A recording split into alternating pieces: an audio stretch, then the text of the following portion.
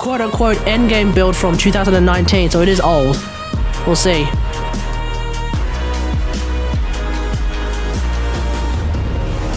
Pull. This ability is pretty straightforward on what it does. It offers good crowd control and moderate damage. And its energy cost is fairly cheap that you can use. Moderate? I don't think it does a lot of damage. 465 damage against endgame enemies is not a lot.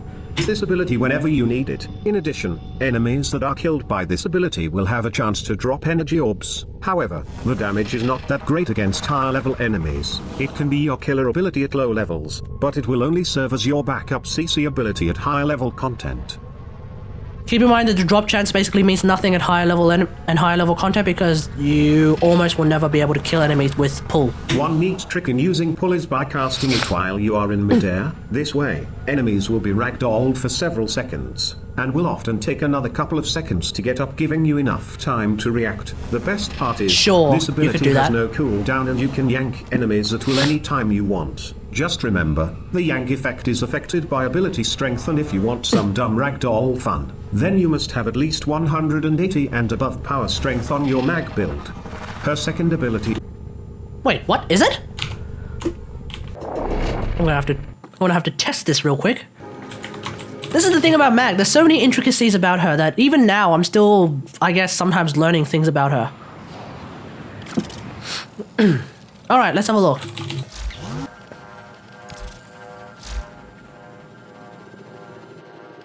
Okay, so I'll just take this one.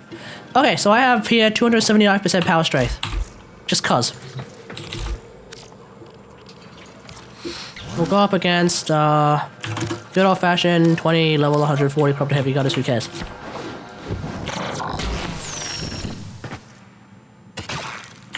Well, that one definitely shows that there's some extra yanking power.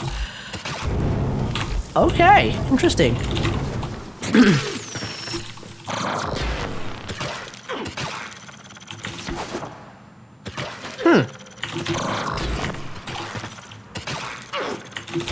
Huh. Okay. Learn something new every day. Yeah, he's actually... I think they're right about this one.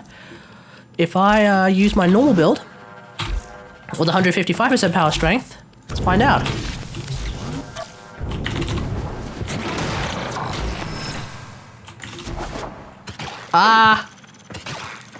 Hold up.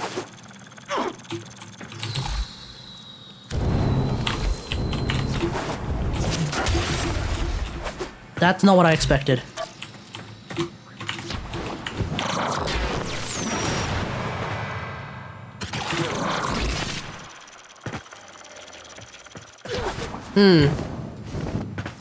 Okay, I'm starting to doubt. One way to find out. One way to find out. Oh, bloody hell. Okay.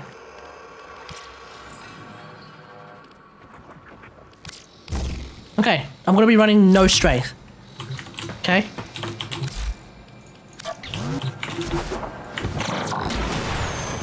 Okay, never mind. He's actually correct. Yeah. Yep, he's actually correct.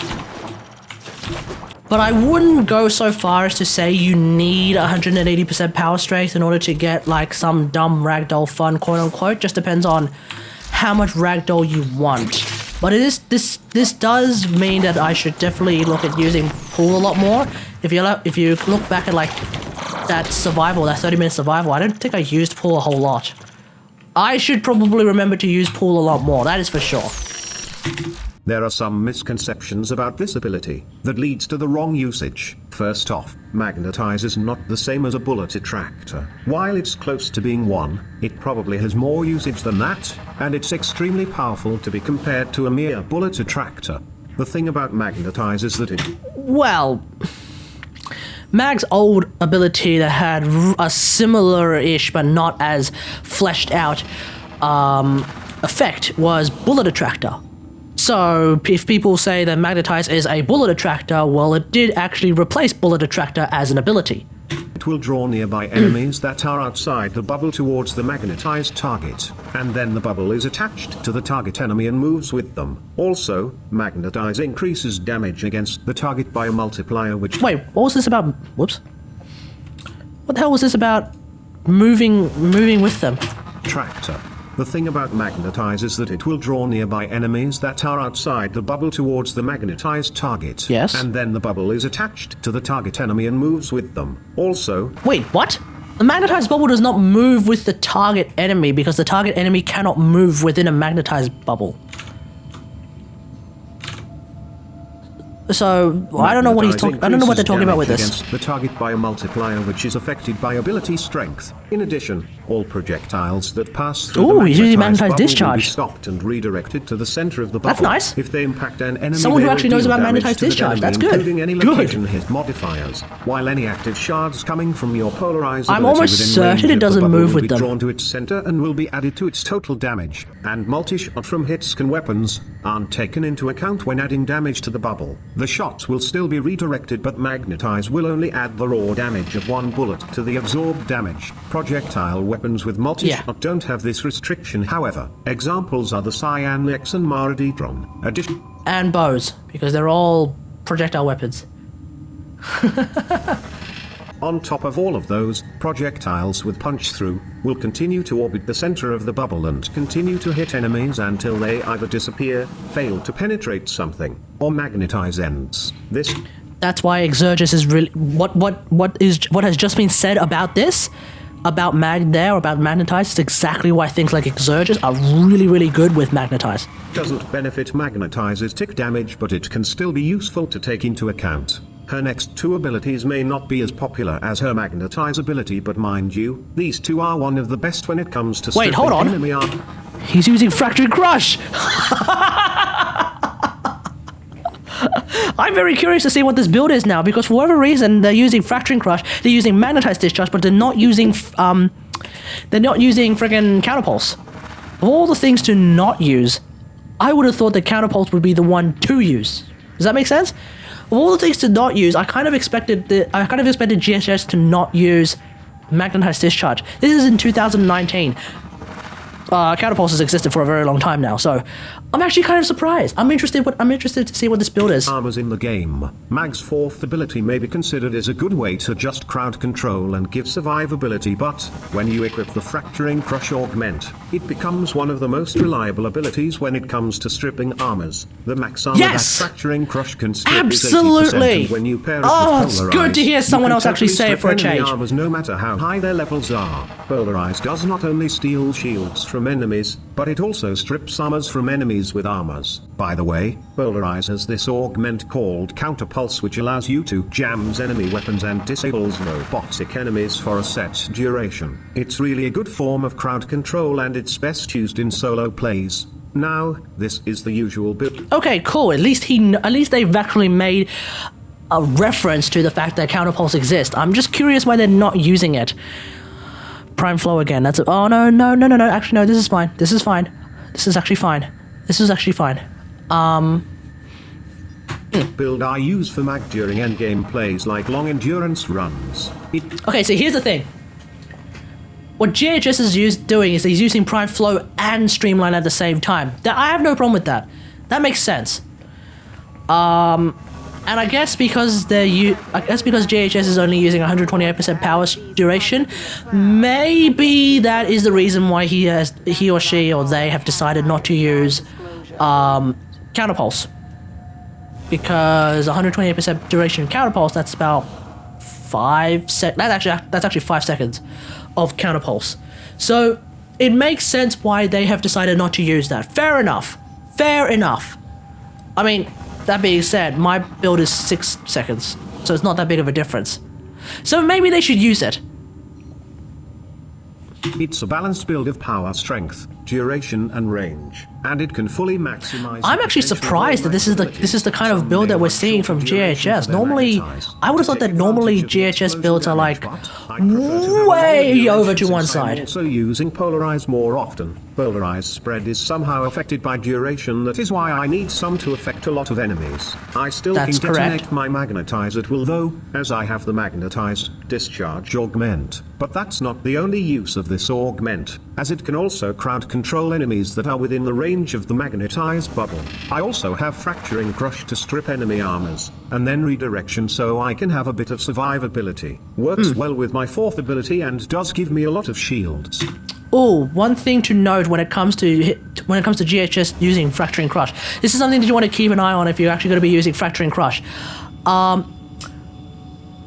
Also, I'm assuming by now GHS would have a full Arcane Energize, and I mean like a rank 5 Arcane Energize, and probably a rank 5 Arcane Aegis as well, thanks to Scarspear. Anyway, one thing to note when it comes to Fracturing Crush is that the first Fracturing Crush will take out how much? I can't remember.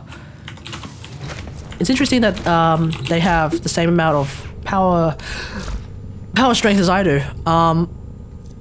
Okay, the first Fracturing Crush is going to take out 77% of a target's armor.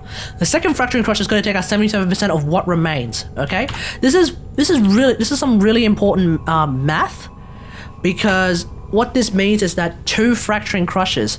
So what happens is it's essentially 1 minus 0.77. Oh no, crap. No. 1 minus, the math works out where you, oh no, I'll just do it one at a time. So, after the first Fracturing Crush, you have 23% of your armor left, okay? So basically what happens to the next one is that you lose another 77% of that 23% armor. So, just times 0.23. You only have 5% of that armor left. A Corrupted Heavy Gunner, a single Corrupted Heavy Gunner at level 100 has 6,441 armor. I mean, the first Fracturing Crush is basically going to be enough because level 100s actually don't need more than 2 Fracturing Crushes. So let's say we go for the absolute highest possible. Whoops. Let's say we go for the absolute highest possible right now, which is a level 175 Corrupted Heavy Gunner if you have enough MR. The amount of armor that has is 9,791.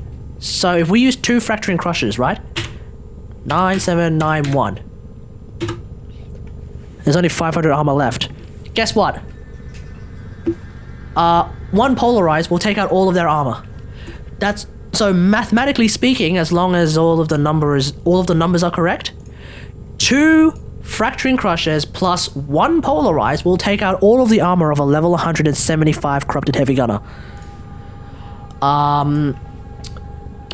If you say, for example, sit in a survival mission long enough to come across level 300 Corrupted Heavy Gunners that have 14,627 and a half armor, let's ignore the half for a sec. You multiply that by 0.529. That's 773 armor. 2 Polarizers. 2 Fracturing Crushes, 2 Polarizers. You're going up against level 300s. You can take out all of their armor with 2 Fracturing Crushes and 2 Polarizers. That is how powerful Fracturing Crush is. And because enemy armor the scaling of enemy armor, the S-bend has been changed, it means that enemies have less armor, which just further means that Fracturing Crush is just really, really good at taking out all of, well, rather, a Fracturing Crush and a Polarized at least, is really, really good at taking out all of the armor of a lot more enemies. This is why Fracturing Crush is so important, I think. If you happen to be going up against nothing but Corpus and Infested that are never going to get armor, fine.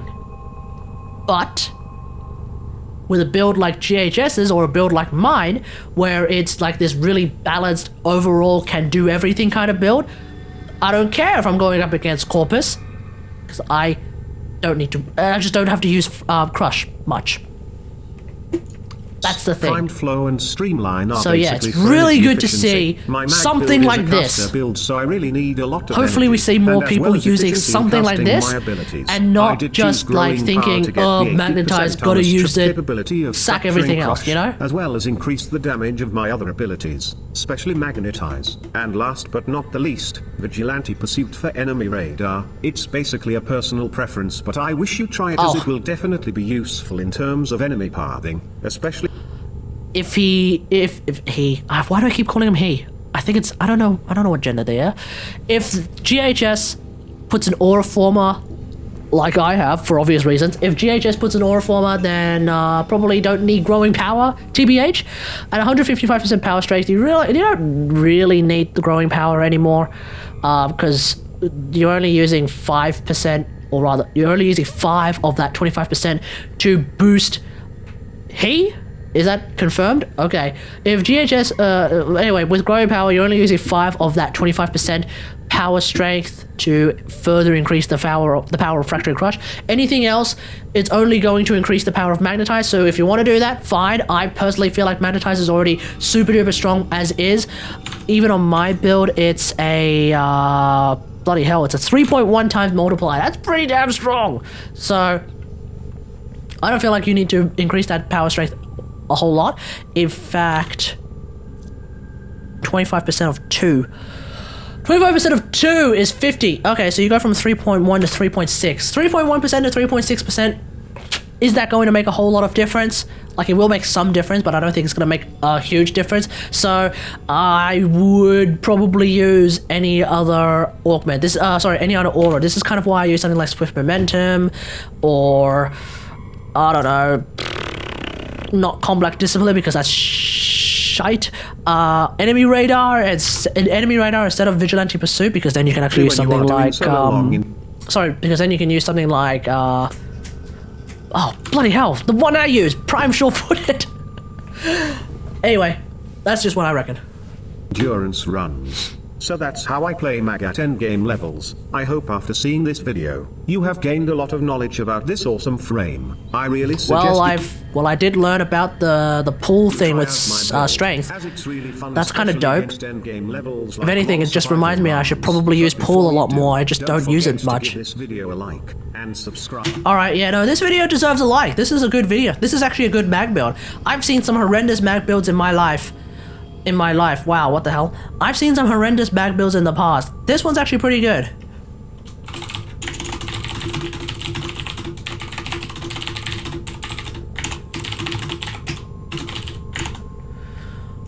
There we go. This is a good mag build. That's it.